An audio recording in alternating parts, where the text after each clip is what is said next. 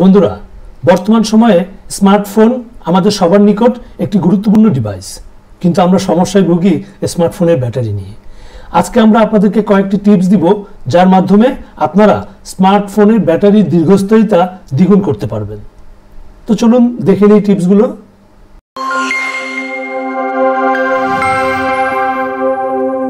বন্ধুরা, নতুন নতুন ভিডিও পেতে আমাদের ইউটিউব চ্যানেলটি সাবস্ক্রাইব করুন এবং আমাদের ফেসবুক পেজে লাইক ও ফলো করে আমাদের সাথেই থাকুন।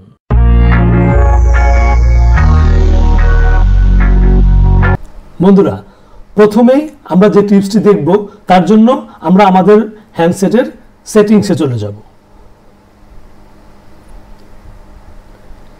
সেটিংসে গিয়ে আমরা লিখব ডার্ক মোড, অথবা শুধু ডার্ক লিখলেও চলে আসবে। এখানে দেখুন আমার মোবাইলে এসছে ডিসপ্লে নাইট মুড নামে। এটা কারো মোবাইলে ডার্ক মুড নামে থাকতে পারে, কারো মোবাইলে নাইট মুড নামে থাকতে পারে। আমি নাইট মুডে ক্লিক করব।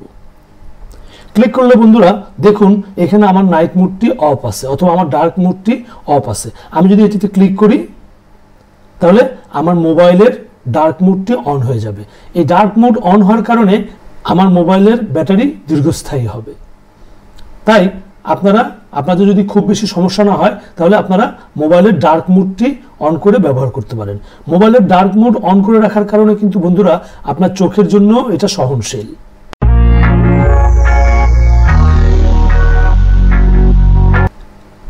বন্ধুরা, এবার আমরা যে সেটিংসটি করব তার জন্য আমরা আবারও চলে যাব সেটিংসে। সেটিংসে গিয়ে আমরা চলে যাব আমাদের মোবাইলের ডিসপ্লেতে। ডিসপ্লেতে গেলে বন্ধুরা এখানে এই অপশনটিকে আমরা বলে থাকি অটো ব্রাইটনেস। অনেকের মোবাইলে অ্যাডাপটিভ ব্রাইটনেস নামেও থাকতে পারে। আপনি আপনার মোবাইলের অটো ব্রাইটনেস বা অ্যাডাপটিভ ব্রাইটনেস অপশনটি চালু করে দিবেন। এতে করে কি হবে? এতে করে আপনার যেখানে যতটুকুন আলোর প্রয়োজন মোবাইল অটোমেটিকভাবে সেইটুকুন নিয়ে নেবে। আপনি প্রচণ্ড রোদের মধ্যে গেলে আপনার ব্রাইটনেসকে বাড়িয়ে দিবে, আপনি অন্ধকারে আসলে আপনার ব্রাইটনেসকে কমিয়ে দিবে। যখন যেখানে যতটুকুন প্রয়োজন এই অ্যাডাপটিভ বা অটো ব্রাইটনেস আপনার সেখানে ততটুকুন নিয়ে নেবে অটোমেটিক্যালি। তাই এতে আপনার ব্যাটারি সাশ্রয় হবে।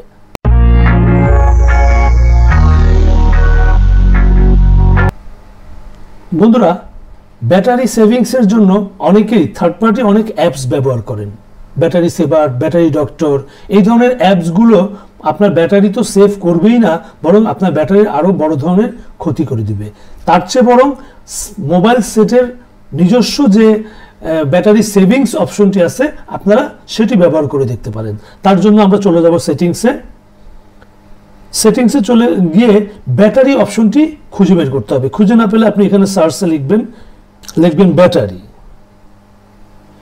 ব্যাটারি লেখার সাথে সাথে অনেকগুলো অপশন আপনার এখানে চলে আসবে। সেখান থেকে আমরা চলে যাব পাওয়ার সেভিং মোড। বন্ধুরা, পাওয়ার সেভিং মোডে 4টি অপশন রয়েছে। আমি এখানে দ্বিতীয় অপশনটি ব্যবহার করছি। এর থেকেও যদি আপনি আরো ব্যাটারি সাশ্রয় করতে চান তাহলে মিডিয়াম পাওয়ার সেভিং মোডটি দিতে পারেন। সর্বোচ্চ পাওয়ার সেভিং যদি আপনি করতে চান আপনার ব্যাটারির সেক্ষেত্রে আপনি ম্যাক্সিমাম পাওয়ার সেভিং মোডও ব্যবহার করতে পারেন। এতে করে আপনার ব্যাটারি আরো দ্বিগুণ সময় থাকবে। অর্থাৎ আপনি হাই পারফরমেন্স দিলে আপনার ব্যাটারি বেশি দ্রুত ফুরাবে, অপটিমাইজ দিলে কিছুটা কম দ্রুত ফুরাবে, মিডিয়াম পাওয়ার সেভিং মোড দিলে তার থেকে দীর্ঘস্থায়ী হবে, এবং ম্যাক্সিমাম পাওয়ার সেভিং মোড দিলে তার থেকেও সর্বোচ্চ দীর্ঘস্থায়ী হবে। সুতরাং এই ব্যাটারির যে পাওয়ার সেভিং মোড আছে আপনি এখান থেকে যে কোনো একটি অপশন, বিশেষ করে মিডিয়াম পাওয়ার সেভিং মোডটি যদি ব্যবহার করেন সেই ক্ষেত্রে আপনার ব্যাটারি দীর্ঘস্থায়ী হবে।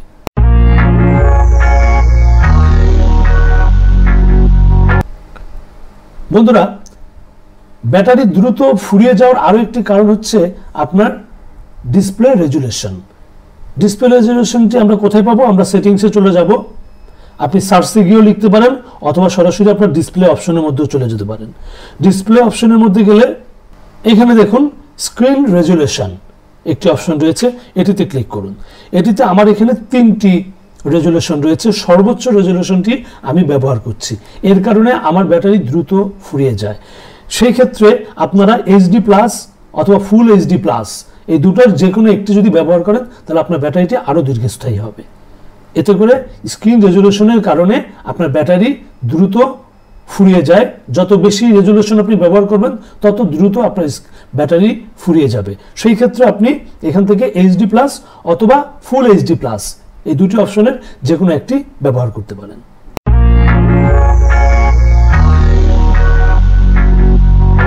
বন্ধুরা, আমরা জানি আমাদের প্রত্যেকেরই স্মার্টফোনে বিভিন্ন মেনু বিভিন্ন ধরনের অ্যানিমেশন করে থাকে। আপনি একটা মেনু মিনিমাইজ করার সময় এক ধরনের অ্যানিমেশন করে, আবার ব্যাকে চলে গেলে এক ধরনের অ্যানিমেশন করে। এই অ্যানিমেশনগুলোও কিন্তু আমাদের ব্যাটারি ক্ষয় করে, অর্থাৎ ব্যাটারির চার্জ দ্রুত ফুরিয়ে যায়। আপনি চাইলে এই অ্যানিমেশনগুলো যদি আপনার প্রয়োজন না হয় এই অ্যানিমেশনগুলো আপনি অফ করে দিতে পারেন। এতে কিন্তু আপনার স্মার্টফোনের কোনো সমস্যা নেই, কিন্তু আপনার ব্যাটারি সাশ্রয় হবে। এর জন্য আমরা সেটিংসে চলে যাব। সেটিংসে গিয়ে আমরা লিখব রিডিউস অ্যানিমেশন।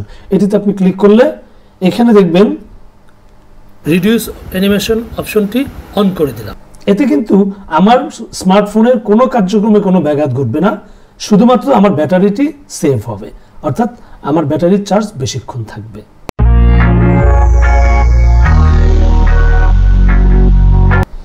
বন্ধুরা, যে সকল টিপসগুলো আমি আপনাদের সঙ্গে আলোচনা করলাম এর বাইরেও আপনাদের কিছু টিপস আমি দিচ্ছি। সেটার মধ্যে হচ্ছে যেমন আমাদের অনেকের ফোনেই রিং এবং ভাইব্রেশন দুটোই চালু থাকে। ভাইব্রেশনের কারণে ব্যাটারির চার্জ অনেক দ্রুত ফুরিয়ে যায়। আপনি চাইলে যদি আপনার প্রয়োজন না থাকে সেই ক্ষেত্রে আপনি রিংটি চালু রেখে ভাইব্রেশনটি অফ করে দিতে পারেন। যদি কারো নেহাত প্রয়োজন থাকে সেই ক্ষেত্রে আপনি চালু রাখলেন, বাট যদি প্রয়োজন না থাকে আপনি ভাইব্রেশনটাকে অফ করে দিলে আপনার মোবাইলের চার্জ সাশ্রয় হবে।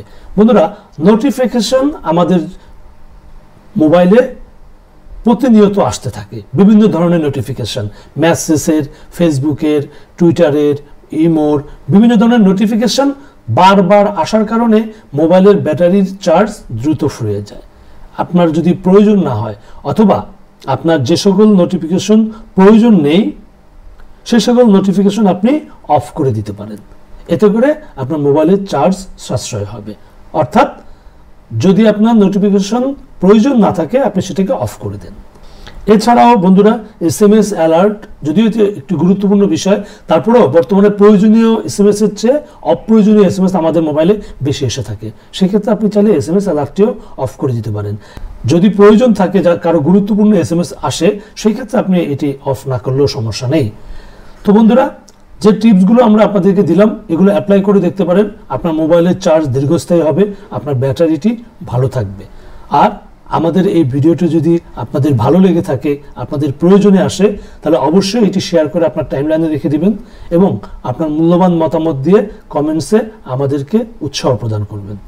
ধন্যবাদ বন্ধুরা, দেখা হবে অন্য কোনো ভিডিওতে।